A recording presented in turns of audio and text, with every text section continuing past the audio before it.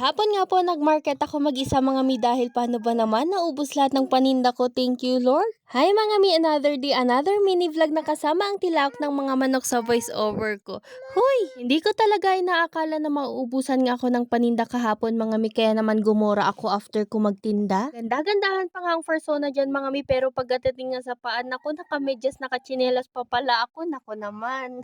Nakakamadali ko din dyan mga mi, yung pants ko na yun, ang dami ring mancha. Naku, for the go na natin to, sa palengke lang naman ako pupunta. Hindi na rin ako nakapag-video sa pamamalengke ko mga mi, paano ba naman kasi nagmamadali din akong umuwi at naiwan ngayong anak ko. Eh papa niya naman siya naiwan mga mi at pinapakain naman, kaso kasi hindi rin nga nakapag-dedi sa akin. Tapos naman yung kinita ko mga mi, nako pamasahe na lang natira at 15 pesos na lang din. Hindi ko na malaya na ubusan na pala ako. Pero pinapabayaan ko na nga lang mga mi dahil alam ko naman pong iikot yung pera at mapapadami pa nga. Gunners! Nagdagdag nga po kasi ako ng mga paninda ko at habang malakas pa nga mga mi ay sinusulit ko talaga ito. Pagdating naman sa bahay mga mi, pagkatapos ko nga pakainin yung anak ko, ito nga nagsusuya pa ako na kung saan inaantok talaga pero kailangan kumilos. Gunners! Ngayong nagtitinda na nga po ulit ako mga mi, napaka-importante talaga ng oras para sa akin.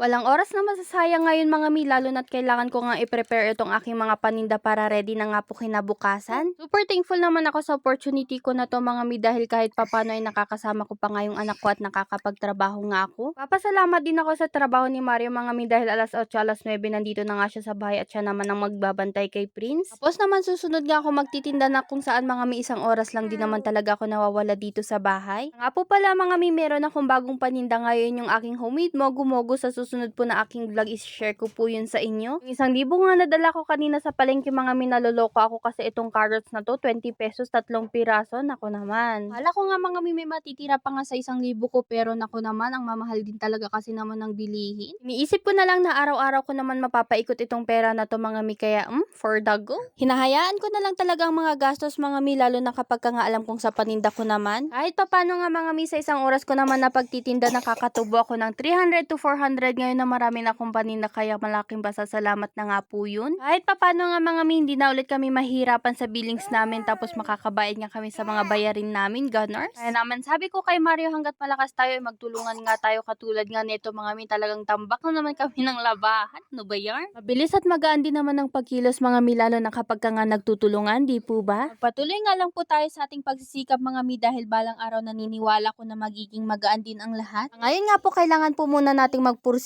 Kaya naman dalangin ko talaga kay Lord mga mi, ang lakas naming mag-asawa sa araw-araw. Hindi nga po biro ang pagtitinda mga mi, lalo na kapag ka nga mayroon kang maliit na bata na kung saan nagkukulit pa talaga. Hindi niya pa maintindihan ng salitang tahimik at dyan ka muna mga mi, na kung saan nagpapakarga pa nga. Kaya naman kailangan ko talaga ng mahabang pasensya. O mga mi, yun lang po for today's video. Salamat sa inyong panunood.